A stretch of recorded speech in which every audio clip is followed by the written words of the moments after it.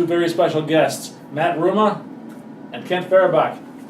How you guys doing? Doing wonderful. Great. And the reason you guys are on the show is because these are, the three of us, are the last three presidents of the Great Lakes Area .NET User Group. In Matt's case, you are now the former president.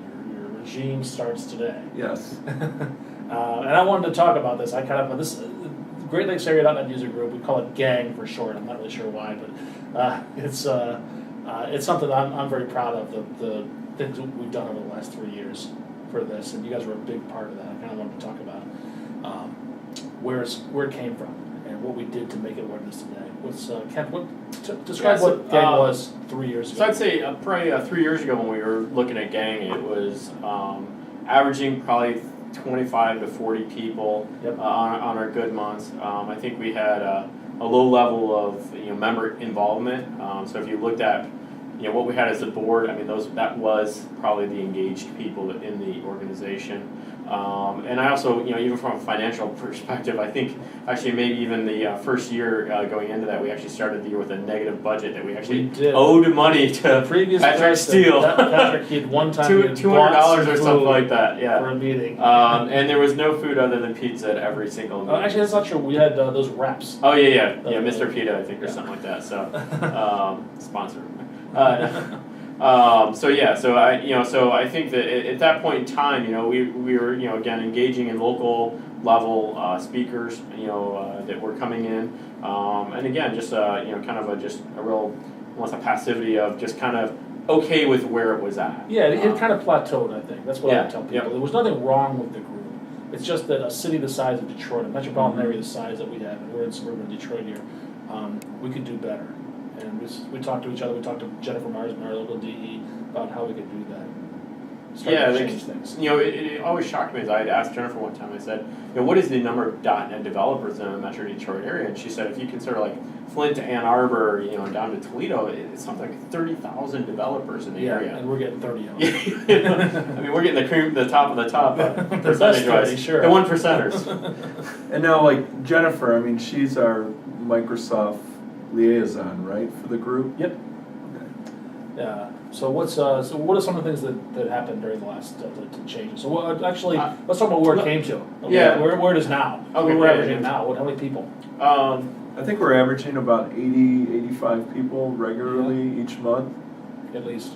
And we're not in the black anymore. We're not in the red anymore. I mean, Right. No, we haven't had, much to the chagrin of my children, we haven't had pizza for about 18 or 19 months. Which takes money, so we've been really lucky with the sponsors. Yep, we've got great sponsors, and again, they keep signing up year after year, and I think it's a great opportunity for the companies to get their names out there and for developers to interact with these other companies. I mean, it's been an exciting year.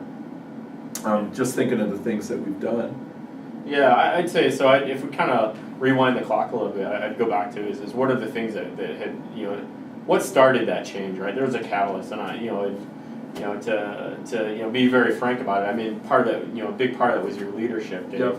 And I think what it was is someone came in with a vision, right? I don't think we had a vision for where we wanted to go. It was more of an administrative set of tasks that was taking place, and it changed from being an administrative to more of a leadership role of saying, okay, here's where we want. So I think he started a great habit for the group, which was let's identify goals. I think goals are big. Who are we going to be this year? And it doesn't mean this is who we always are, but who are we going to be? And what I'd say is the amazing thing is many of the things were set in that first year of goals were the things that not only did we say, well, those were great goals for the first year, but then the second year and now into the third year of this, it's like, well, geez, let's not just put new goals in for this year, but let's actually carry forward the goals from last year. Yep. And I think that set a great tone and tempo for the rest of the presidencies to follow you, was saying, okay, yeah, let's have some clear objectives. So over the last 18 months, or the last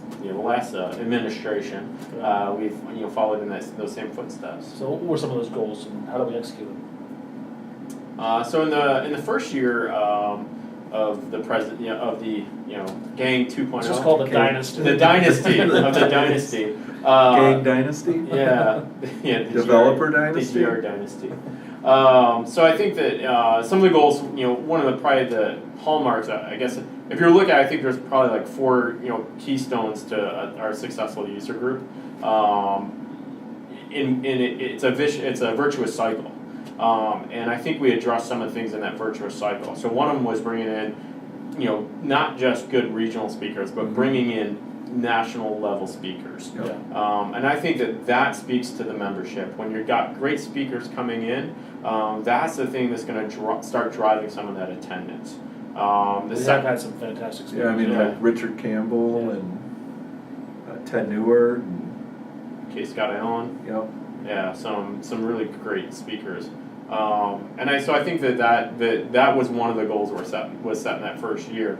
And I think that really was one of the things that started, kind of bend it a little bit towards, kind of looking at those keystones is, I think it was about bringing in the speakers, brought in attendance. Bringing in attendance was able to really start enlightening us to our sponsors, right? And that sponsorship money is a big part of what makes, is part of the virtuous cycle. So then, by bringing in the sponsors with money, we were able to get better food, which then got more developers. And getting more developers allowed us to reach people who maybe wouldn't want to necessarily come into a smaller group to speak. Now, like, whoa, wait a second, I got an opportunity to speak in front of 85 and sometimes 100 people. Right. So I think that's part of that virtuous cycle for a group is, how do you get the sponsors, the audience, the speakers, and it does take because I talk to a lot of these speakers, and when I tell them that we're going to get 80 or 90 people at a meeting, then that breaks down a lot of barriers. Because if they're going to fly here, they don't want to fly here for a group of 20 people. It's just not really effective for them. But and I think ultimately, that's what the meeting is about. I mean, people are really coming there for the speaker. The pizzas or the food is great, but it's really the hook is that those speakers. It's the education, which we're doing mostly through the speakers. That, and also I think the networking is a big part of it as well. And I think we've done a better job than we used to in terms of getting other people than just that group of volunteers and networking each other. Yeah, so I'd say that was one of the other goals that we'd set out is how do we get more people to have an ownership stake in the group. And we did that by creating some additional roles and kind of articulating better responsibilities so that we didn't have the same people doing the same tasks, that it more kind of spread some of that out amongst the group, which again now they're invested. They're invested in being part of the group. They're invested in growing that or growing the group. And that was really and even people that aren't volunteering, there's opportunities then to talk to each other. We go out to the bar afterwards, for example. It's a little thing. But it's a great way to meet other developers, people that are working on the same things that you are, or maybe something different than you are. And I think if you look at like all of our involvement in the group, like from my standpoint, I started off just volunteering to help out with the website, and then the following year it's like now I'm going to become an officer, and then the year after that, the president. And I think it's a great way for people to get involved in the group. You can start kind of as a volunteer and work your way up. And start bringing your ideas to the table and contributing and getting some life and some breath into the group. And it's just a great opportunity from a network perspective. That was all part of the master plan. Yes. Just work on the website a little bit. A couple hours a week. Yes. Once you're working on the website, you'll take any other role we offer. And now we've tricked you. Let me out. Anything but the website. I would go back to agreeing with the aspect of the socialization part of it. I'd say it's not necessarily people coming here don't necessarily understand that is what they want, but I think that I think that as a good user group leader is you have to almost kind of give that as a secondary meal to your members. Because I think that they come and socializing. The networking and socializing, because we're dealing with a demographic that isn't always apt to socialize. It's easy to sit there on my laptop and do some bashful programming. So I think that putting things in place, like we have the welcome champion, right? And one of the things that we say, hey, there's someone that's responsible for engaging people, of getting people more involved and getting them outside of, we've done, one of the great things we did was doing the whole, Mr. Trivia questions at the beginning. Just have a little fun. Just having fun, but getting people so they're like, oh wait, there's social activity here. It's not just that. And I think even though the great speakers are what draws them in, I think we're actually able to help supplement, some of their and that experience. distinguishes it from, you can watch a lot of the same content on the web. Exactly. Videos, which is fine. But I think it's more fun to do it, to experience that with Well, I think the speakers hook you, but it's the socialization that keeps you coming back. Yeah. You know, once you start, like I look at the first time that I started the group, it's like I knew nobody.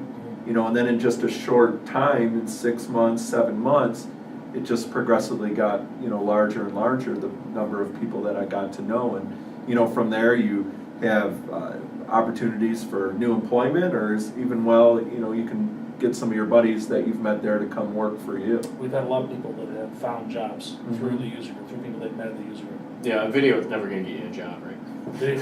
I would say never.